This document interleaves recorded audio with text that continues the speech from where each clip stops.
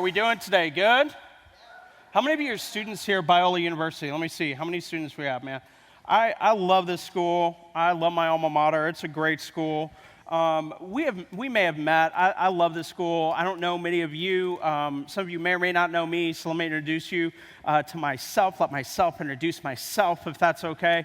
I love movies. Any rest of you in here, you love movies? You love and I mean like not Redbox. I mean going into a dark, creepy movie theater with people you don't know and sitting next to them for 2.5 hours and having no idea where they've been. That's what I love. And when my wife and I first got married, we went to movie after movie after movie. And that was just our deal, because if you don't have kids yet, let me just let you in on a clue. Have as much fun as you can, because once you have kids, you don't have a life. All your money goes away once you have children. It goes away until they get done with college. And then all of your free time goes away. And, I mean, it's just different, so live it up. And we lived it up, but eventually we wanted to have kids. And no matter how hard we tried, we couldn't have kids. We stopped going to movies. We stopped doing things we liked. We started, we just got depressed. So we went to a fertility clinic, and we got pregnant with both of our children at this fertility clinic, our son on our first try and our daughter on our second try. And I love both my kids, but I got to tell you about my son's birth, who was my firstborn. I mean, we were just so excited about it, and I couldn't wait to get to the hospital. And I knew what to expect because I had seen the movies. I knew that when my son came out, there would be underscoring epic John Williams music with a light from heaven, and the baby would be pristine clean and would call me father. And I mean, there'd just, be this epic movie moment that would put everything to shame, and that is not what happened. And we got in there, and it was messy. I mean, pain hit my wife, and she went to somebody that I had not married. I had no idea who this woman was. She needed an exorcism, and we didn't have a priest, so the doctor came in and gave her drugs to take away the pain. She went back to loving God and others at that point. And then it was time for my son to make his grand entrance in the world. Now, how many of you remember seeing like birth videos in junior high or high school? Anybody in here, you're even going to admit that? You remember that, man? Let me just tell you, those videos do not do it justice. Good luck. Good luck. I mean, I saw things I didn't even know existed that day. And so my son came out, and I mean, he looked like a turtle. He was weird looking. He had gunk all over him. He smelled funny. He was a color that Crayola had not invented a crayon for. I mean, it was just a messy, messy scene. It was like a B-rated horror movie. And so here I am, and I'm holding my son for the very first time, and yet in this moment, the mess that I see doesn't make a difference. Not in that moment. The coloring, the annoying noise, he made an annoying noise, that didn't matter whatsoever. In that moment, I loved my son. And I knew in that moment that no matter how messy my son gets, no matter how much he's not like me, no matter how much he might disappoint me, no matter how much I might disappoint him, there will never be a time when I will not love my son, no matter how messy. Because, I mean, some of you may not understand this, but when you have kids, you're really going to understand this. You're going to understand that when you hold this child for the very first time, this love comes from nowhere. And it's a different love than you have for your parents. I mean, the love that you have from your parents is a love that's given from God. It's a feeling. It's something that's cultivated from your dependence on them, and they're rearing you. And I understand for a lot of you, that's a very difficult subject, thinking about parenthood, thinking about a father or mother, because some of you have had really horrible fathers, or fathers that are not existent. Some of you have had fathers that haven't even cared enough to write you. Some of you have been brought up in the system. Others of you, you've been raised by a single dad, but you haven't had a mom. You don't even know the concept of having a mom. And maybe you're a woman, and you know one day that you want to be a mother, but you don't even know where to begin because you don't have a mom that you would ever look up to. And for some of us in here, we weren't even raised by our mom and dad. We may not even know who they are, but we were raised by grandparents. We were raised by friends. We were raised by people that became parents to us. You see, the point I'm trying to make is this, is that every single person in here is messy. And every single person right now has some kind of family that's messy. Your family member, several family members, maybe yourself, whoever it is, you have family members and you have a family that's messy. And sometimes that could be because of a health issue. That could be because of a sin issue. That could be because of political differences, right? It's easy to have those right now. That could be for any number of reasons. But every single person watching this right now, you can relate with this because you have a messy family. And for those of you out there who say, you know what, no, my family is not messy. My family is perfect. I mean, just good luck. Because one day you're going to find out that there are no perfect families. And that if somebody acts like they have a perfect family, they're actually wearing a mask. And there is no such thing as a perfect family. Others of you, you look at your friend and you think to yourself, my friend did not have that same kind of bringing up like I did. And so I can see that their family is perfect, but there are no such perfect families. I mean, look at the Bible. Where is the perfect family in the Bible, right?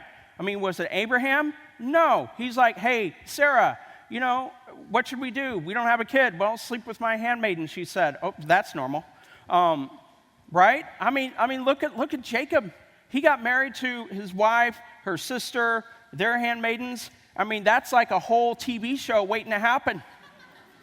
I mean, you look at David, you look at Solomon, you look at Eli, and then let's just not forget Jesus, right? Let's look at his family tree all the way back in Matthew chapter 1 and in Luke chapter 3, right? I mean, you look at that, and he's got a prostitute in there.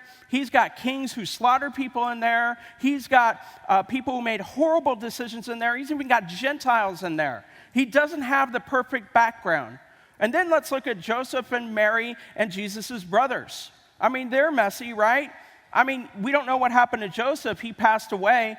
But at first, he wanted to divorce Mary, and maybe to a certain degree we can understand that, but I'm sure she probably told him what happened about an angel visiting her, and he did want to hear it. I'm sure that, you know, Mary, who believed in him, came to a point where she's kind of like, I don't know about my son. Because remember this one day when Jesus is teaching, and he's having this debate with the Pharisees? And it says that they're accusing him of driving out Satan with Satan. They're accusing him of being Beelzebub. And Jesus is the firstborn. He's the representative of the family. And it says that Jesus' brothers and mother are outside waiting to take him home. In other words, they're kind of like, you're getting carried away here, Jesus. We love you, but you're getting carried away here. And somebody's like, your family's out here. And what does Jesus say? He uses that as a teaching moment. He's like, these people, you know, are not really my family. My family is anyone who does the will of God. That's my mother, brother, sister, father. That's who my family is. And we know that his brothers didn't even believe into him until after the resurrection. So point me to a place in Scripture where there's a perfect family, and I'll show you a family that's extremely messy. All of us have a messy family, so I think we just need to own it. I think we need to acknowledge it, and I think we need to acknowledge that we're messy too, because the first two letters of the word messy are M-E, right? Me, I'm messy. I mean, we've got to own that. And so as we think through this, as we think through what it means to have a messy family, I mean, I think we have to understand that every single family system is broken. And when you have two people that get married, they bring two broken family systems, and they create another family with a broken system. And so in many ways, many of us, we're trying to repair the system, but at the same time, we all have messy families. Now, I don't know what your messy family is all about, but let me tell you about my messy family. It's my mom and my dad. You see, when I was 2 years old, my parents were both teachers at the University of Missouri, Columbia, and they were teaching philosophy, law, rhetoric, and they got a divorce. And both of my parents, after they got a divorce, went into same-sex relationships. My dad was in the closet, and he had several different friends, and I didn't know about him till later on, like around college or something like that. But my mom, on the other hand, she was in a committed, monogamous relationship for something like 22 years with a psychologist named Vera. They moved together all the way over to Kansas City. And I was raised with them and with their friends. They were activists. They were on the local board of directors for GLAAD, Gay and Lesbian Awareness Against Discrimination in the Kansas City area. They took me with them to activist events, to parties, to campouts, to house parties, to bars and nightclubs when I was in preschool and elementary age and junior high. And this is what I was raised in. I was raised in the LGBT community, and I was raised with this one single striking belief that my mom drilled through my head over and over again. And not only did she, but also I saw it in action again and again and again. And it was this statement: Christians hate gay people. Christians hate lesbians. Christians hate people who are transgendered.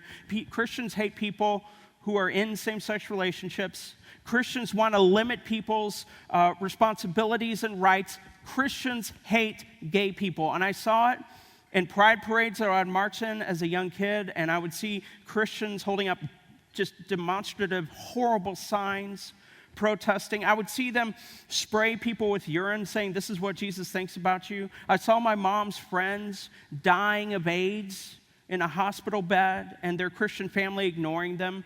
I heard stories of my mom's friends who were beaten up because they were lesbians. And I just thought to myself, I never want the name Christian to be applied to me. And so by the time I got to high school, my life was out of control.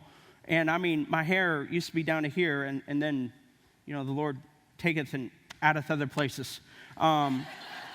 It's not funny. Keep on laughing, I'm going to go to Azusa. It's not funny. I'm just kidding. And I'm kidding about the Azusa thing. Who would want to do that? Anyway, just kidding. We love Azusa.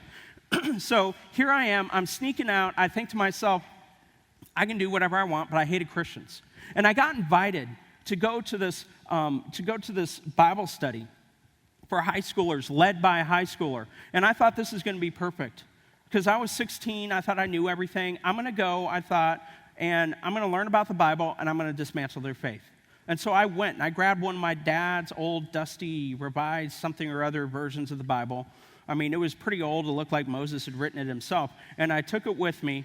And at the age of 16, you got to understand, I had never set foot ever into an evangelical or a conservative Christian household at any point in my entire life. And so I went in there, and God bless these people. It looked like they raided a Bible bookstore. I mean, they're great, but they had pictures everywhere. They had statues. They had even the smell of a Bible bookstore. You know what I mean? There's a smell in there. They had the creepy testaments, mint breath things. And I walked in, and I immediately look at the paintings on the wall, and I think to myself, I look at my friend, and I say, why are there framed pictures of sheep and lions all over the wall? Because I'd never walked into a house and seen framed pictures of random animals on the wall with Bible verses and a shepherd kid holding a staff. And I'm like, is this part of the deal? If I turn Christian, do I have to get a sheep picture? Because if it is, I'm out. And so we went downstairs. We started studying. Everybody was reading out of 1 Corinthians. I was in 1 Chronicles. Everybody was like reading these nice verses about Paul. I read a verse about somebody getting stabbed. And they say, Caleb, where are you? And I said, well, I'm in 1 Chronicles. Oh, you're in the Old Testament. And I said, so I guess there's a new one then. There's updated 2.0. And here's what I learned, that Jesus had very, very deep convictions about theology and doctrine. He had very deep expectations for how our lives should be led, but he also had very, very holy and meaningful relationships with people who are not like him. And I was like, man, I can get on board with that. So I went home, and I told my parents that within a matter of a few weeks that I wanted to be a Christian, that I'd gotten baptized, and I wanted to be a pastor. And if you can imagine how a gay teenager feels coming out to their conservative Christian parents, I was a 16-year-old teenager coming out as a Christian to my 3 gay parents. And when that happened, they kicked me out. And it was difficult. It was rough. But slowly, God rebuilt those relationships, even to the point where today, my parents came to a place where they finally trusted Jesus Christ as Lord and Savior, both of them. I mean, these people who hated Christians, who did not like the idea of Christianity's philosophy of God and who God was, they now love God. But at the same time, our family dynamic has not changed all that much because it's been broken for a while. It's splintering even more, and it's still messy. I mean, on one hand, it's like, okay, do my family and I, do we love each other? Yes. Do we agree on everything? My parents and I, no.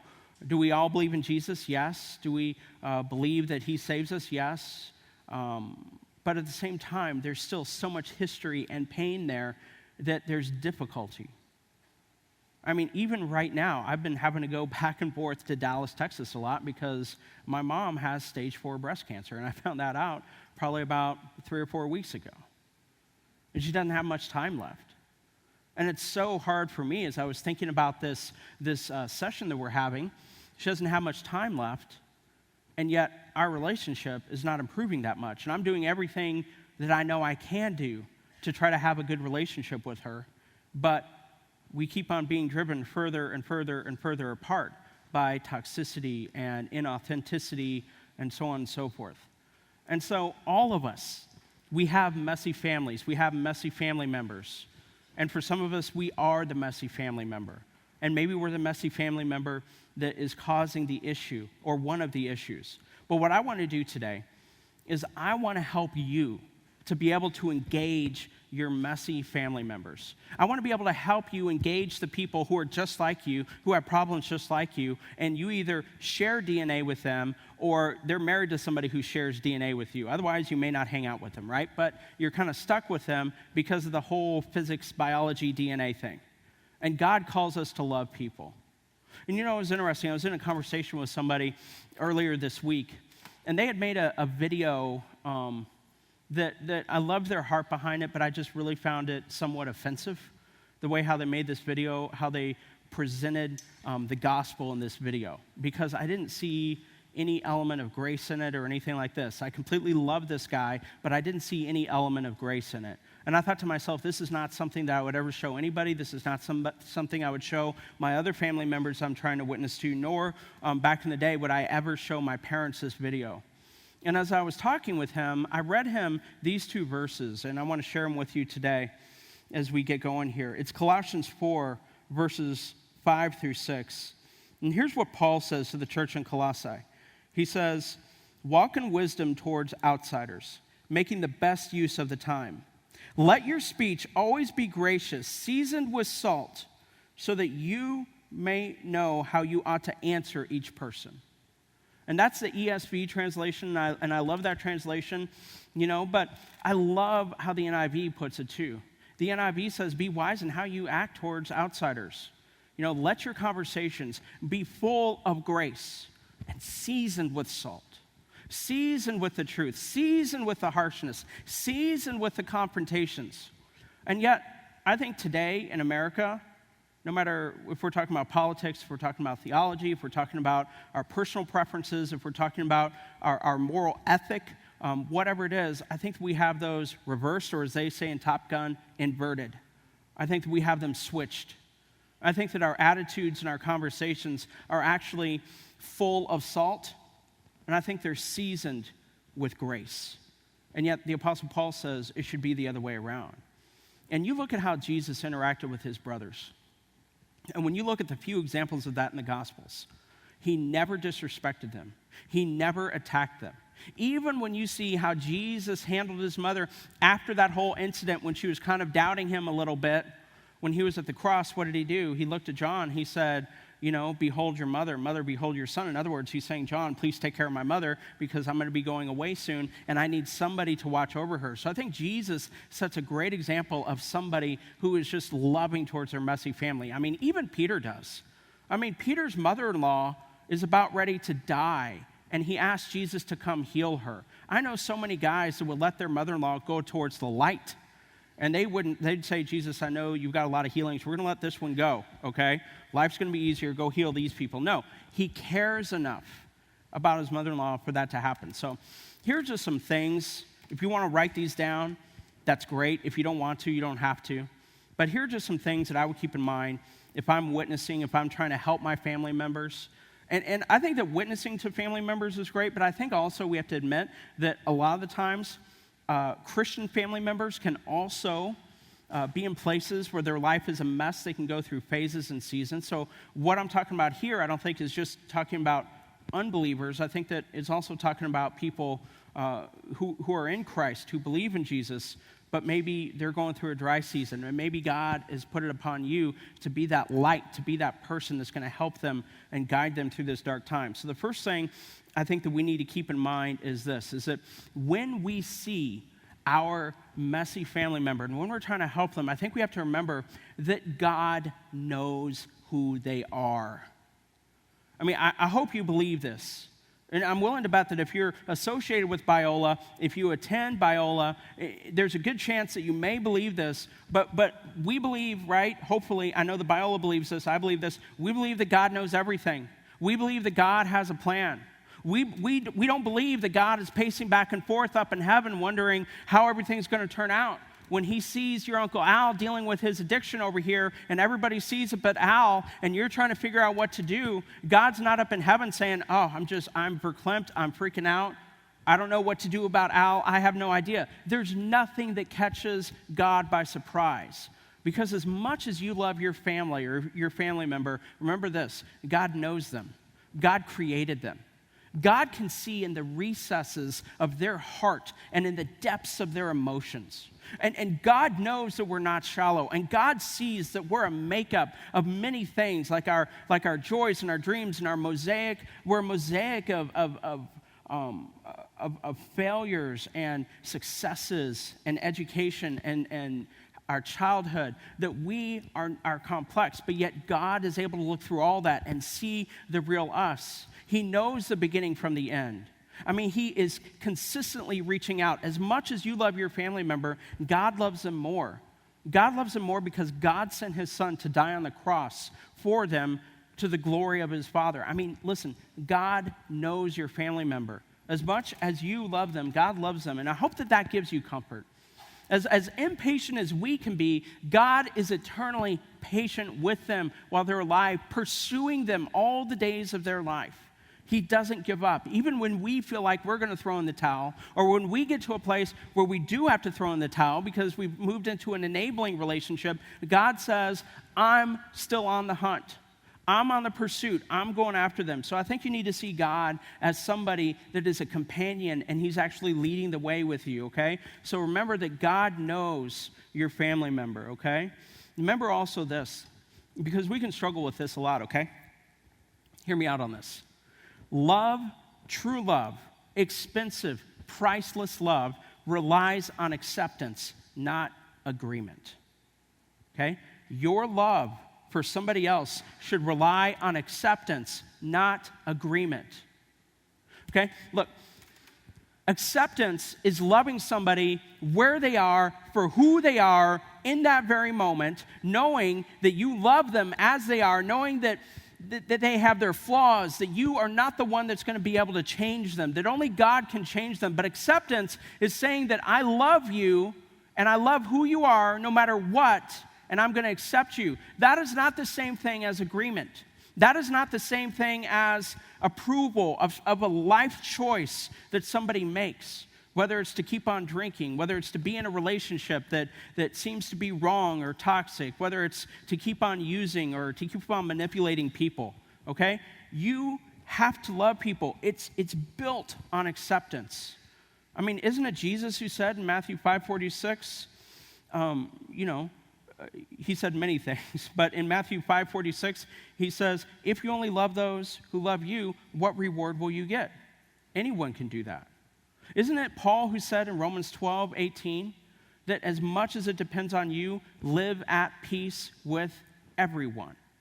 And so love and peace depends on us, not on the other person. That doesn't mean that we don't have distance from some people, but what Jesus and Paul are saying is that love is in your court because love is built on acceptance. And if Jesus is the one who told us in Matthew 28:19 to go into all the world, making disciples, how are we going to do that if we don't accept people where they are in the moment and point them towards the one that can be in an eternal relationship with them and can fulfill them in ways that they never could understand? If your love requires agreement, then you're never, ever, ever going to understand what true love is. And you're never going to have consistent love in your life because eventually you're going to disagree with somebody. Somebody's going to let you down. Somebody's going to betray you. I was speaking on a panel not too long ago, and this was a panel where we were talking about issues related to the LGBT community, conversations and dialogue. And so I had given my testimony, and I had kind of talked about my story a little bit. And there was this guy in the front row, and he stood up, and he was a early 20-something, And he looked at me and he says, what do you do if you feel like your parents and other people are oppressing you? And in my word, I hear the word oppression, and that's pretty serious in my word. I think of North Korea and some of the prison camps that they have and the slave camps. I think of slavery. I think of human trafficking.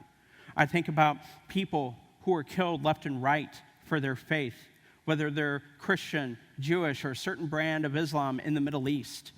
I think about people that have undergone such a tremendous emotional and physical abuse that we could hardly understand it, and even abuse in general.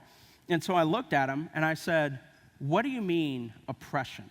Because I'm really interested, and I'm not making a judgment about this kid. And he looks at me and he says, what do you do if your parents don't accept you and they're oppressing you? And they tell you they love you, but yet they don't accept the relationship you want to be in, and that's oppression. I said, oh. I said, have your parents kicked you out? No. Well, what do you do right now? I'm a student. Where do you go? He listed an expensive university. I say, who paid for that? Well, my parents do. Okay. Can you still go home? Yes. Do they tell you that they love you? Yes. I said, so how are you being oppressed? And I'm looking at this kid, and he's got designer jeans on. He's got new shoes on. I mean, he's got the whole works, right? He's an oppressed, middle-class Caucasian kid, apparently, with parents that love him. And I looked at him. I said, how are you oppressed? He's like, well, they don't agree with me. I said, that's not oppression. That's disagreement. Don't cheapen oppression, because there are a lot of people around this world that are going through extreme oppression. And so when we try to claim the word oppression when it doesn't apply, we're cheapening the pain that they're going through. And I just looked at him, and we're having this conversation, and I'm thinking to myself, this kid thinks that love is based on agreement. If you make love based on agreement, you're going to find that you have nobody to love. You have got to love people who don't agree with you, who make choices you don't agree with. And it's not those choices that compel you to love that person. It is your Father in heaven that compels you to love that person. Here's the second thing I want you to think of, okay? Think deeper about people, not differently about theology. Think deeper about people, not differently about theology. Okay, what I'm asking you to do here, whoever your family member is, I'm not asking you to think differently about theology. You shouldn't change your orthodox theological beliefs. You run into more problematic issues when you and I change doctrine that has been tested and tried throughout the centuries by the church. But at the same time, we need to think deeper about people. Hugely so. Let me give you a case in point. At our church, we, like many churches, we try to be a church that unchurched people love to attend. We try to be intentional about people who go to our church, who love Jesus, and those who don't have any relationship with God whatsoever. And so we really try to do that. And as we try to do that, we've seen that the number of people who are attending our church who are in same-sex relationships or who identify as transgender or LGBT in some way has increased. And so back in the fall of 2015, I really wanted to understand more of why they chose to attend our church, what I could learn from them, their experiences, and that kind of thing. So I got together, and they were mostly young millennials. I got together about 12 of them, and I said, I want you to come over to my house every Tuesday night, okay? From 8 to 10 every Tuesday night from September through the middle of December. I'm not going to try to de-gay you or anything like that, okay? I want to hear your stories, and we're going to talk about Jesus. And I got so much info. I'm still reflecting 2 years later on some of the things that I learned from them. Like, for instance, hearing from everything that these people said. And the group grew as a couple months went on. I learned that almost every single one of them were same-sex attracted or felt that way since they were young, since they could remember. Almost every single one of them tried to change at some point. And about half of them tried to kill themselves in 9th or 10th grade, which, ironically enough, the 10th grade, if you're not familiar with student ministry, is when the biggest percentage of teen suicides happen. And it's cut in half by the time you get to the 11th grade. And then I learned that every single one of them had a bad church experience. That they were at a church, that they were part of a small group at a church or something like that, and they felt like it was a safe enough place to be able to come out to their friends. And when they did that, they were basically treated harshly, and they were kicked out. Nobody was willing to walk with them. And as a result, almost every single one of them around that circle believed that God hated them. And it broke my heart. I'm thinking to myself, man, God did not send his son to die on the cross for people that he hated. God sent his son to die on the cross for people that he loved immensely. And so I asked him, I said, why do you keep coming to our church? You know that our belief is that God designed intimacy for the expression between a man and a woman in the context of marriage. Why do you keep coming to our church? And they said, well, we don't have to agree with everything that a church teaches to attend there. We know that we're loved here. And then they said this, other churches out there don't preach the gospel. And I just kind of still sit back and I think about that, and I'm like, man, we have got to think deeper about people. We've got to think deeper. We've got to understand who they are. I mean, I love Brene Brown. Anybody in here, you've read Brene Brown before, The Gifts of Imperfection, Daring Greatly, or anything like that? If you haven't read Brene Brown, you need to. There is no better person, no better expert in America that writes on shame and empathy like Brene Brown. And Brene Brown talks about, and if you don't like to read, here's what you can do. Go to YouTube, and then in search of YouTube, type in TED Talks, and then Brene Brown. And it'll pull up a whole bunch of like 10 to 20-minute TED Talks that she's done where she talks about shame, and she talks about empathy, and she talks about the power and the influence and the investment that you and I have when we push ourselves aside, and when we decide to think deeper about people, when we think about what is it like to walk in their shoes? What is that like? How do you feel? Now again, I just want to acknowledge one more thing. I understand that there are people in this room right now, your parents have abused you. And maybe you've made a choice to keep your distance. And maybe some of you have even made a choice to stay away.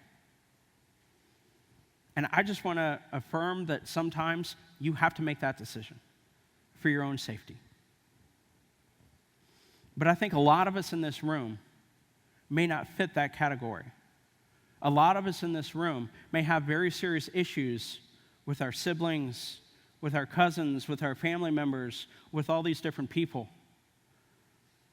But at the same time, shouldn't we have to put up with that? Shouldn't we be the ones to pursue them if God has pursued us? If we know that God died for us, he sent Jesus to die for us when we were still his enemies, according to Romans 5, how much more should our love pursue other people? Okay? Empathy flows from your love that's built on acceptance, okay? And it builds influence. And when you're talking, when you're dialoguing with your family member, with your messy family, you need to allow honesty, questions, and dialogue. You need to allow honesty, questions, and dialogue. And too often, we allow our differences with people to push us away from them when our differences with people should push us towards them. You see, this is why our society, I feel like, and I want to be careful how I say this. I don't want to sound like a crazy, ultra fundamentalist, but here's what I'm going to say, okay? And I mean this for Republicans. I mean this for Democrats. I mean this for Christians. I mean this for people who aren't Christians. I mean this for Methodists and Southern Baptists alike and everybody, okay? We are becoming dumber as a society. And I think one of the reasons why we're becoming dumber as a society is because we are so afraid of not offending someone that now we don't have meaningful conversations. We don't allow disagreements. We don't encourage dialogue. I was watching a video the other day of N.T. Wright.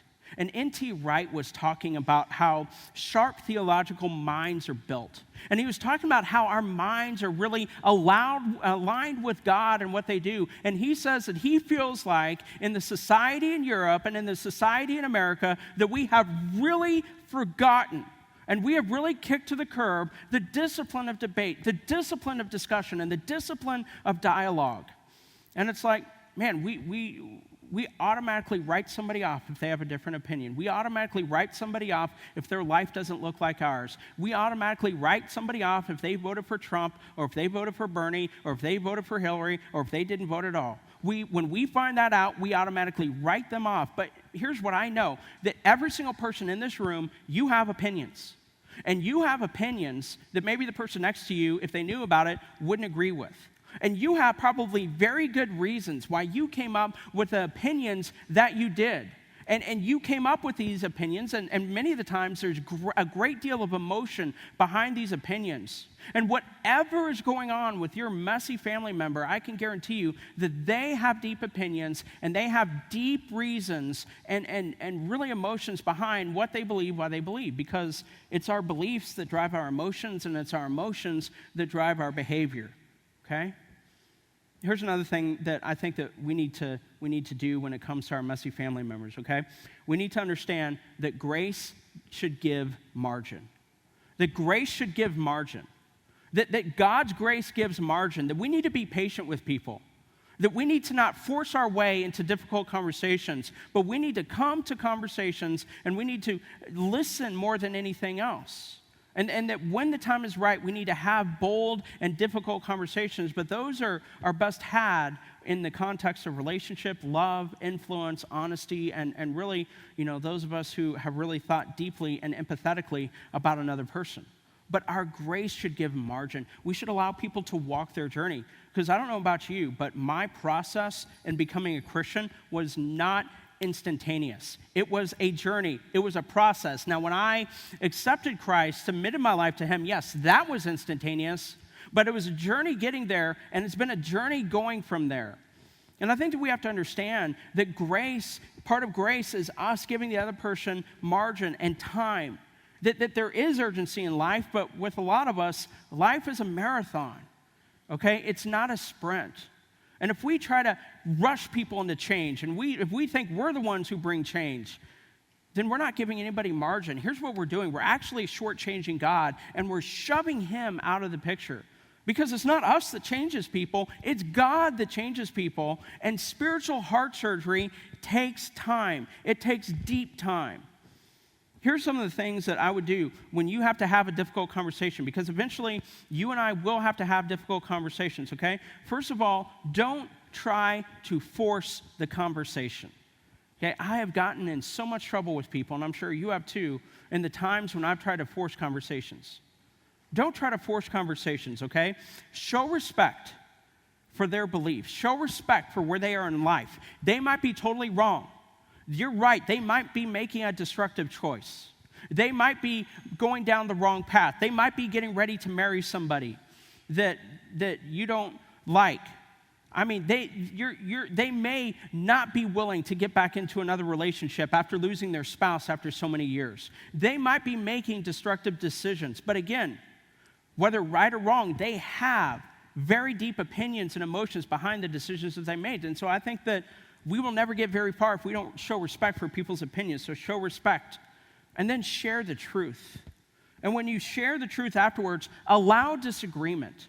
I mean, so many times I feel like people, when they share truth, I think that they automatically expect everything to be accepted. I mean, have you ever been there before? When you've thought about a conversation you want to have with somebody you love, and you've considered it, and you've thought about what it looks like, and you've really wondered, how this conversation is going to go, and then you finally have the conversation, and you let them know your reasoning, you let them know how much you love them, you have this conversation, and then afterwards, what's their response? Crickets, crickets, crickets, crickets. And you kind of leave deflated, and you think to yourself, man, they didn't do anything with it. They didn't make a decision right there. They didn't just throw down the drugs and say, I agree. She didn't say, I'm going to call off the wedding because you're right, he is weird. They didn't say, it's a mistake for us to move all the way across country. You're right, we need to stay close by our parents. We need to help take care of them. No, they didn't accept it at first. And then you think to yourself, man, I must have done something wrong. And I don't think that you did. I think that everybody takes time to process, especially if we're talking to them about something that they're really convinced of or something that's bringing them pleasure in the immediate, in the immediate circumstance. And they don't see the danger, but we do. We got to understand that they're not automatically going to change and turn everything around. We've got to plant the seed and allow God to water the difficult conversation that we've had. Because too often we'll have a conversation and then the person doesn't respond the way that we want. And then we'll have another conversation a little bit harsher than the first one because we're like, okay, maybe I wasn't harsh enough, so I'm really going to let them have it this time, and they don't respond. And we keep on trying to have conversations. And then all of a sudden it gets awkward. And they don't want to spend time with you. You know why? Because you're the person, when you're always around them, that makes them feel bad. You're the annoying person that yells at them. But at the same, and I'm not saying that there aren't times when we have to show that kind of tough love, but most of the time, helping people realize God's best for their life is a process. So we need to allow disagreement, and we always need to reassure love. We need to reassure people of their love. We need to let them know, hey, you know what? I know that you're doing this right now. I know that you've made this decision. I know that this is where your life path is headed. I know that you're moving in with this person. I know that you're doing this, but understand this, that does not change our relationship. That doesn't change how I feel about you. That doesn't change anything, about us. I love you. I always have loved you. I always will love you. I love you. Okay, so show respect, share truth, allow disagreement, reassure love. And some of the times, last thing before we close is this, some of the times I feel like when it comes to our family members, we may have suspicions that people are going through difficult times. We may have suspicions that people are making difficult choices that are toxic. We may have these suspicions, but we don't know how to go about it. Or maybe you do know how to go about it, and yet God hasn't given you the open door, because the very worst thing that you can do is to force a conversation. But here's what I would do. When you're dealing with messy family members more than anything else, listen, listen, listen, listen. Listen to them. And I know it sounds cliche, right? God gave us 2 ears and 1 mouth for a reason. Just listen to them. Listen to what they have to say. The more that you listen to a person, the more you will know about that person. Listen to them as much as you possibly can. Pray for them regularly. You might have a family member that you don't feel like you can distance yourself with, but they really get on your nerves. If you really want to be tied with that family member, where you start caring for them in the way that you know that you should, try praying for them every single day for 30 days. And I guarantee you, you're going to see a huge difference in their life, okay? Number 3 is this: don't be a Sherlock Holmes. Don't be a Sherlock Holmes. I mean, I tell parents this all the time. Parents come and talk to me about their kids. Parents come and talk to me about, their kids who are making poor decisions, who are in with the wrong crowd, and they automatically start becoming a Sherlock Holmes. And they're trying to figure everything out. They're trying to put the puzzle pieces together. Well, listen, your kid's going to see you being a Sherlock Holmes. Your family member's going to see you trying to figure them out. And here's the deal. Don't be a Sherlock Holmes. Listen to them. Allow God to be the one to reveal to you what needs to be done. Study with them and lean into your local church. You have to partner with the local church, especially if you have kids and you're going through a difficult time with your kids. You have to lean into your relationship with your kids, okay? Here's the very last thing that I want to say, and then I'll close. And I know I said that, but I'm not lying now.